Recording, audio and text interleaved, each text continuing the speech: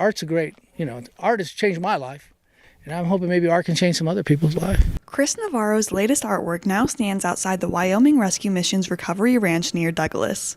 The mural is painted across 120 feet of discarded wind turbine blades. Navarro said that after visiting the rescue mission 3 years ago, he became inspired by the cause and wanted to give something back. I spent a half a day there and I ate with them and kind of talked to a lot of the mission residents, and those people need a hand up, and I couldn't think of a better cause. And I said, you know what, I always try to donate some artwork every year to a good cause. Many volunteers help bring the piece to life, including a few from the Rescue Mission's recovery program.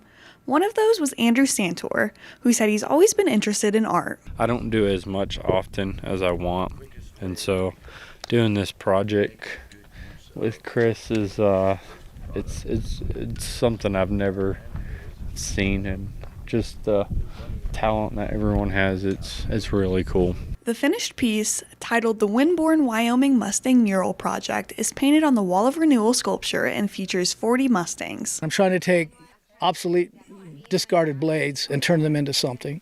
And kind of the people at the mission kind of have been discarded by society.